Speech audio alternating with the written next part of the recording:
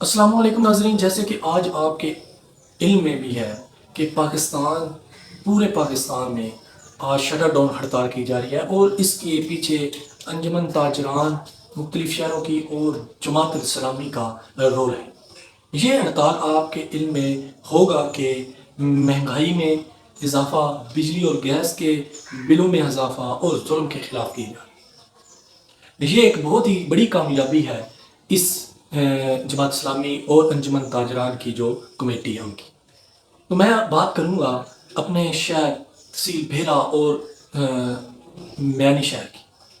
تو یہاں پر بھی میانی شہر میں بھی انجمن تاجران اور جماعت اسلامی کی مشترکہ کال پر دکانداروں نے شٹر ڈاؤن ہڑتال کی ہے، جس میں کچھ چند دکاندار ہیں جو آج بھی اپنی دکانداری کو چمکا رہے ہیں، لیکن جب ان کے بل آتے ہیں یا مہنگائی ہوتی ہے تو وہ چیختے اتنے ہی ہیں جتنے دوسرے۔ تو وہ اس مہم کا حصہ کیوں نہیں بنے، مجھے نہیں سمجھ آتی کہ یہ عوام کب اس ظلم کے خلاف ایک جٹ ہوگی۔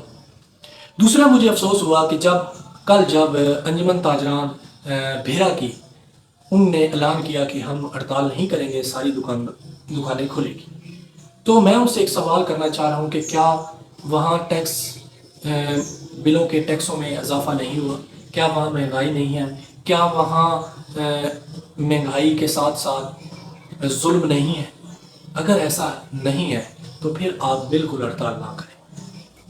اگر ہے تو آپ کو اس مہم کا حصہ بننا چاہیے تھا، آپ کو اس مہم کے ساتھ اس ظلم کے خلاف لبیک کہنا چاہیے تھا، لیکن آپ نے ایسا نہیں کیا۔ میں یہ سمجھتا ہوں کہ آپ نے جو ہڑتال کرنا چاہ رہے تھے ان کا بھی حق مارا۔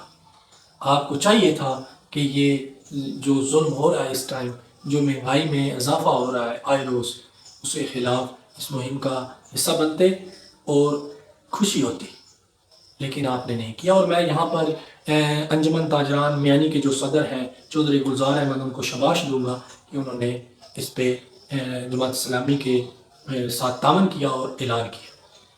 تو آج میانی کے دکانداروں نے شٹر ڈاؤن ہڑتال کی ہے، اور مجھے خوشی ہوئی ہے کہ وہ اس ظلم کے خلاف نکلے ہیں اور کھڑے ہوئے۔ اب آپ کو چاہیے کہ آپ کو پہچاننا ہوگا کہ جو اس ظلم کے خلاف کھڑے ہیں، جو احتجاج کر رہے ہیں وہ کون ہے، اور جو نہیں کر رہے وہ کون ہے، تاکہ آنے والے جو الیکشن ہے آپ ان کو پہچانیں اور دیکھیں اور ووٹ تب دیں۔ آپ کی ہی وجہ سے یہ تبدیلی آئے گی۔ آپ جب نکلیں گے تو ہی پاکستان میں انقلاب آئے گا اور تبدیلی آئے گی۔ یقیناً آپ کے سوئے رہنے سے کبھی بھی نہیں تبدیلی آنے والی۔ کچھ تو ایسے لوگ ہیں زیادہ تر جو اس ظلم کے خلاف بالکل نہیں بولتے، وہ کہتے ہیں ہمیں کیا، ہماری 4 دن کی زندگی یہ گزر جائے گی۔ مجھے افسوس ہوتا ہے۔ میں یہاں پر ایک بات کرتا چلوں کہ حضرت امام علیہ السلام نے بھی اگر یہی سوچ رکھتے تو وہ پھر نہ نکلتے وہاں سے، نہ کھڑے ہوتے، نہ احتجاج کرتے، نہ ظلم کے خلاف کھڑے ہوتے، لیکن نہیں، انہوں نے احتجاج کیا، وہ ظلم کے خلاف ڈٹ گئے اور ایسے ڈٹے کہ ایک تاریخ رقم کر۔ تو ہمیں ان سے یہی سبق ملتا ہے، لیکن ہم صرف ان کی مثالیں دیتے ہیں، باتیں کرتے ہیں، لیکن عمل ہم نہیں کرتے جیسے کہ ہمیں عمل کرنا چاہیے۔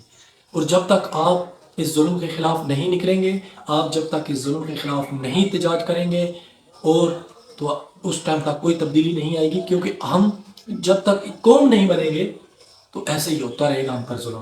ہم کیونکہ کچھ مذہبی جماعتوں میں بٹے ہوئے ہیں، کچھ ہم سیاسی جماعتوں میں بٹے ہوئے ہیں۔ ہمیں مذہبی اور سیاسی جماعتوں سے بالا تر ہو کر اس ملک کے لیے ایک ہونا پڑے گا، ایک قوم ہونا پڑے گا، تب جا کر یہ انقلاب آئے گا، تب جا کر تبدیلی آئے گی۔ ورنہ یہ جو قوم نہیں ہے، پھر یہ ایک ہجوم ہے، ہم اسے ہجوم ہی کہیں گے۔ اس لیے اگر آپ چاہتے ہیں کہ آپ کے بچے اس مہنگائی سے چھٹکارا حاصل کریں، تو پھر آپ کو ایک قوم بن کر احتجاج کرنے پڑیں گے، انقلاب لانا پڑے گا، تب ہی ممکن ہے کہ یہ تبدیلی آئے۔